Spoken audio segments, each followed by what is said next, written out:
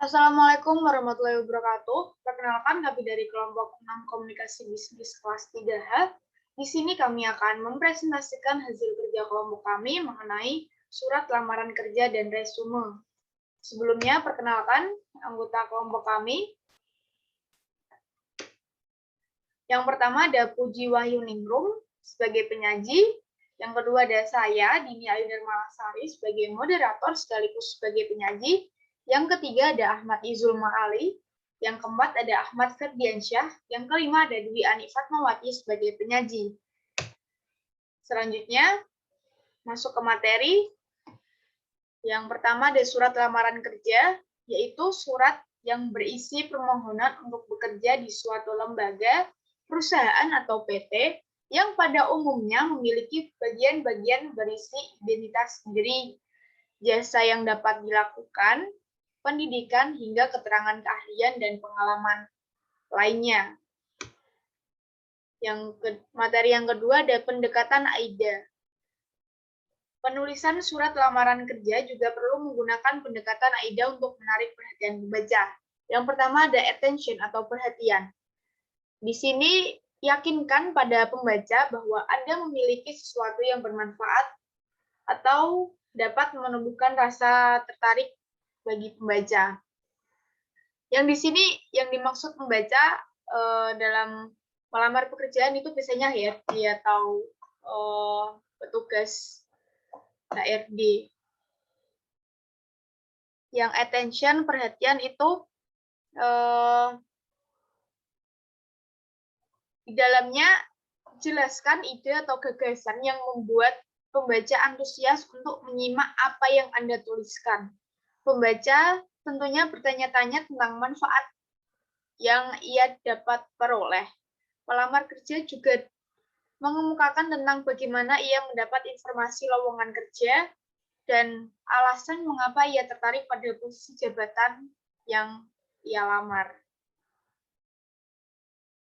Yang kedua ada interest atau menarik, yaitu harus menarik perhatian pembaca dengan menjelaskan relevansi pesan-pesan yang Anda sampaikan kepada pembaca. Jadi, pelamar perlu menjelaskan dan menegaskan bahwa kualifikasi yang dibutuhkan tersebut relevan dengan kemampuan yang dimiliki dan ia yakin mampu menyelesaikannya dengan baik. Jadi, kualifikasi atau keahlian yang kita miliki itu harus relevan dengan apa yang kita lamar atau pekerjaan yang kita lamar. Jangan menyeleweng dengan kemampuan yang kita miliki. Yang ketiga ada desire atau hasrat, yaitu harus dapat menumbuhkan hasrat pembaca untuk mengetahui lebih jauh tentang apa yang Anda tuliskan. Jadi, pelamar juga dapat meyakinkan pembaca melalui bukti-bukti pendukung yang relevan dengan posisi yang dikehendaki. Misal melampirkan sertifikat bahasa Inggris atau sertifikat komputer, dan lain sebagainya. Yang terakhir ada action atau tindakan, yang dimana harus memberikan saran kepada pembaca untuk mengambil suatu tindakan. Nah, yang terakhir, yang artinya pelamar harus dapat memberikan saran kepada pembaca untuk mengambil suatu tindakan tertentu berkaitan dengan harapan atau keinginannya dalam menulis surat tersebut. Salah satunya adalah memberi kesempatan untuk melakukan wawancara kerja atau job interview. Jadi setelah membaca surat lamaran pekerjaan, pembaca diharapkan memberikan kesempatan kepada pelamar yang yaitu dengan melakukan wawancara kerja. Sekian yang dapat saya sampaikan mengenai pendekatan AIDA. Selanjutnya akan disampaikan oleh Dwi Fatma. Persilakan.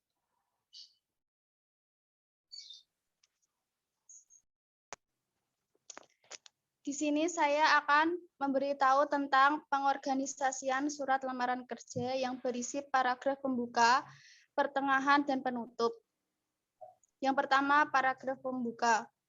Kemukakan maksud dari surat lamaran kerja ada pada paragraf pembuka yang berisi satu rangkuman, pelamar dapat menggunakan kualifikasi yang ia miliki dengan posisi atau jabatan yang diinginkan. Seperti pelamar dapat menguntungkan posisi jabatan yang diinginkan seperti dalam perusahaan. Yang kedua, nama pemberi informasi. Pelamar dapat menyebutkan nama seseorang yang sudah dikenal oleh pihak yang menawarkan peluang kerja. Yang ketiga, sumber publikasi. Pelamar dapat menggunakan dari mana ia mendapatkan informasi lowongan kerja. Dan yang keempat, kalimat tanya. Pelamar dapat menggunakan kalimat tanya untuk menarik perhatian pihak perusahaan untuk menunjukkan bahwa pelamar benar-benar mengetahui masalah atau tujuan pihak perusahaan. Dan yang kelima, mengambil cuplikan berita dari surat kabar atau majalah tempat iklan lowongan dari perusahaan yang bersangkutan dipasang.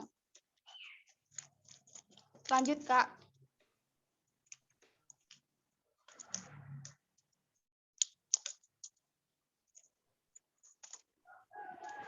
Kedua, paragraf pertengahan, yaitu cantumkan kualifikasi Anda pada paragraf pertengahan dengan penyajian yang menarik, yang berisi satu pendidikan. Kebanyakan para lulusan perguruan tinggi mempertimbangkan pendidikan sebagai kualifikasi yang paling penting. Jika demikian, letakkan pendidikan pada bagian yang pertama, baik pada surat lamaran kerja maupun resume. Yang kedua, pengalaman kerja. Pelamar dapat menggunakan pengalaman yang ia peroleh sebelumnya untuk melamar kerja. Yang ketiga, sikap, minat, aktivitas, dan kualitas, yaitu pelamar yang menjelaskan kepada pihak yang menawarkan peluang kerja tentang kemampuan yang ia miliki sebelumnya.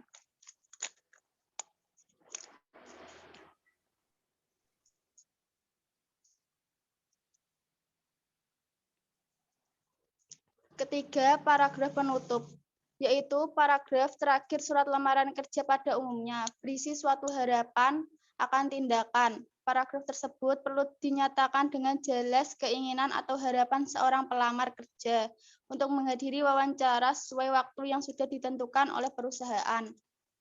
Pada paragraf penutup, seorang dapat menyatakan harapan untuk mendapatkan tanggapan dari pihak perusahaan. Contohnya seperti di samping.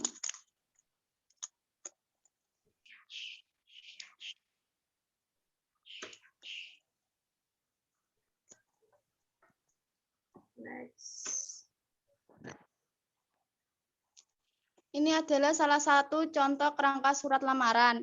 Yang nomor 1 yang harus diisi dengan tempat, tanggal, surat dibuat. Seperti contoh di samping. Yang kedua, hal atau lampiran. Seperti laman pekerjaan dan laporan berapa lembar. Yang ketiga, alamat surat bagi pelamar pekerjaan. Dan yang keempat, pembuka surat seperti dengan hormat berdasarkan informasi yang diinginkan, seperti itu. Yang kelima, data singkat pribadi, yaitu yang berisi tentang data-data untuk pekerja untuk membuat surat lamaran. Dan yang keenam, berkas lampiran, yaitu berkas-berkas yang disyaratkan untuk melamar pekerjaan. Dan yang ketujuh, salam penutup yang berisikan dengan demikian atau sebagainya. Yang ke-8, tanda tangan dan nama pelamar pekerjaan. Terima kasih untuk Dwi yang telah menjelaskan materi sebelumnya. Selanjutnya ada tips untuk pelamar kerja yang akan disampaikan oleh Ferdian. Kepada Ferdian dipersilakan.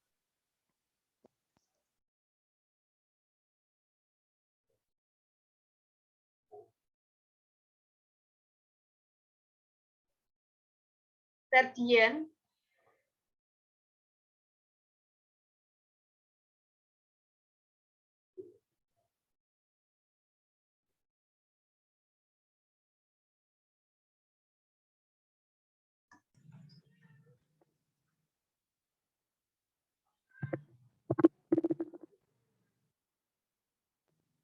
untuk pelamar kerja. Hal yang perlu diperhatikan. Pelamar kerja harus mempunyai kualifikasi atau pengalaman kerja untuk mengisi posisi pekerjaan yang diinginkan perusahaan. Bangkitkan minat terhadap kualifikasi yang dimiliki. Tunjukkan hal-hal yang positif. Tulislah surat dari sudut pandangan perusahaan yang menawarkan peluang kerja. Sebelum dikirim, masukkan surat tersebut ke dalam amplop dan jangan sampai berlipat-lipat. Usahakan surat lamaran kerja rapi, bersih, dan jelas. Terima kasih kepada Ferdian. Ya, sama-sama. Silakan dilanjutkan hal yang harus dihindari.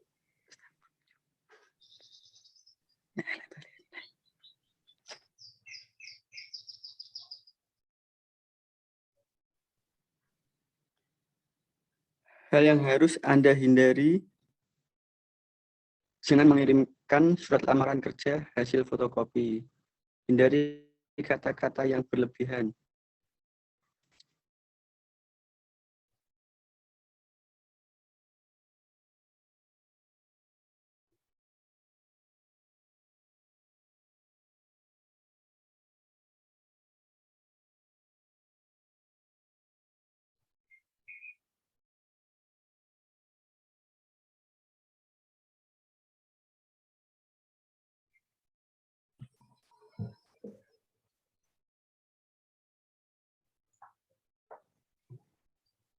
Jangan meminta belas kasihan terhadap perusahaan yang dilamar.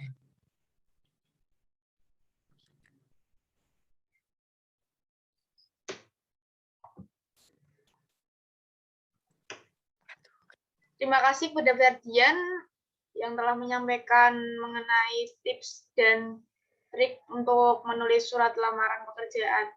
Selanjutnya ada persiapan menulis resume yang akan disampaikan oleh Ahmad Izul Ma'ali. Dipersilakan.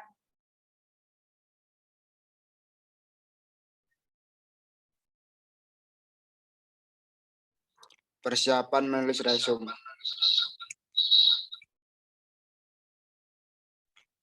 Resume adalah suatu riwayat atau rangkuman yang menjelaskan semua keterampilan atau keahlian skill, pengalaman kerja dari seseorang ketika akan melamar kerja. Menulis resume ada 3. Yang pertama, mencari informasi penting. Mencari berbagai informasi penting yang relevan dengan jenis pekerjaan yang Anda inginkan. Mencari informasi penting dibagi menjadi 3. Yang pertama ada analisis diri, yang kedua ada analisis karir, yang ketiga ada analisis pekerjaan. Menulis resume yang kedua ada perencanaan resume. Tujuan Anda membuatan resume adalah agar Anda dapat melakukan wawancara dengan tim perusahaan yang Anda lamar. Perencanaan resume ada 2. Yang pertama, tujuan karir, yang kedua informasi pribadi. Persiapan menulis resume yang ketiga ada pembuatan resume. Secara umum, resume mencakup nama, alamat lengkap, tujuan kerja, kualifikasi, informasi pribadi, dan referensi.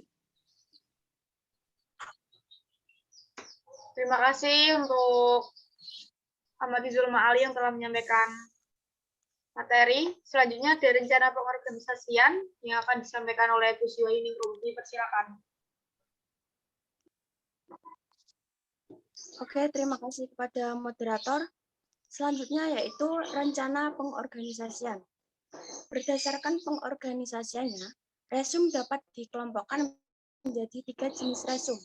Yang pertama yaitu resume kronologis, yang kedua resume fungsional, yang ketiga resume kombinasi. Pertama, resume kronologis, yaitu didasarkan pada kronologisnya, seperti pendidikan dan pengalaman kerja. Nah, biasanya penulisan pendidikan resume kronologis itu dimulai dari jenjang pendidikan yang tertinggi. Yang kedua yaitu resume fungsional. Resume yang disusun atas fungsi-fungsi dalam organisasi yang dapat dilakukannya dengan baik. Dan yang ketiga yaitu resume kombinasi. gabungan antara resum kronologis dan resum fungsional. Nah, untuk membuat resum yang baik, perlu diperhatikan 4 hal, yaitu kerapian, sederhana, akurat, dan kejujuran. Dalam menulis resum, usahakan menggunakan kertas yang bersih dan berkualitas baik, tidak coret-coretan ataupun tidak berlipat-lipat. Nah, selanjutnya yaitu ada contoh resum.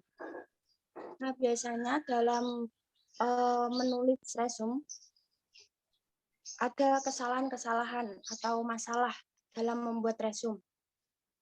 Contohnya yang pertama yaitu resum yang dibuat terlalu panjang. Resum yang dibuat terlalu panjang itu akan berkesan tidak tegas dan terlihat bertele-tele karena kalimatnya itu terlalu banyak. Yang kedua yaitu format penulisan resum kurang baik. Kurang memperhatikan kalimat sehingga isi resum sulit dimengerti.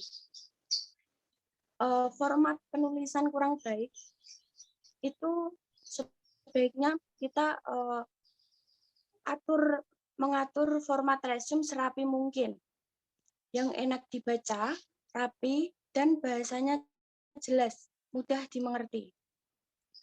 Selanjutnya yaitu resum terlalu singkat. Nah, resum terlalu singkat, terlalu panjang juga tidak baik. Resum terlalu singkat sehingga tidak memberikan informasi atau data yang cukup bagi pembaca untuk menelaah lebih dalam. Dan yang terakhir yaitu ada pelamar yang tidak jujur saat menulis resum. Nah, sebagai contoh, si pelamar menyatakan bahwa ia mampu mengaplikasikan, mampu mengoperasikan berbagai program komputer. Nah, ternyata setelah diuji, itu hasilnya mengecewakan. Jadi, berikan data atau informasi sesuai dengan kemampuan yang kita miliki. Seperti itu. Terima kasih, saya kembalikan ke moderator. Terima kasih kepada Puji. Sekian yang dapat kami sampaikan. Kesimpulan dari presentasi kami yaitu bahwa surat lamaran kerja merupakan pintu gerbang pelamar kerja memasuki dunia bisnis. Oleh karena itu, pelamar kerja dapat menggunakan pendekatan attention, interest, desire, and action atau AIDA dalam membuat surat lamaran pekerjaan. Secara garis besar, surat lamaran kerja mencakup 3, yaitu paragraf pembuka, paragraf pertengahan, dan paragraf penutup. Paragraf pembuka lebih menekankan bagaimana pelamar kerja dapat menarik perhatian pembaca melalui suatu pernyataan, rangkuman nama person, sumber publikasi, pertanyaan, dan cuplikan berita. Paragraf pertengahan merupakan penjelasan terhadap apa yang diminati dan diharapkan oleh pembaca seperti kualifikasi pendidikan, pengalaman kerja, berbagai minat dan aktivitas. Dalam surat lamaran kerja, paragraf penutup mencakup suatu tindakan yaitu untuk wawancara. Suatu resume merupakan laporan faktual terhadap kualifikasi pelamar. Dalam resume, pelamar harus menekankan poin-poin penting pelamar. Terima kasih. Sekian yang dapat kami sampaikan, kurang lebihnya mohon maaf. Wassalamualaikum warahmatullahi wabarakatuh. Waalaikumsalam warahmatullahi wabarakatuh.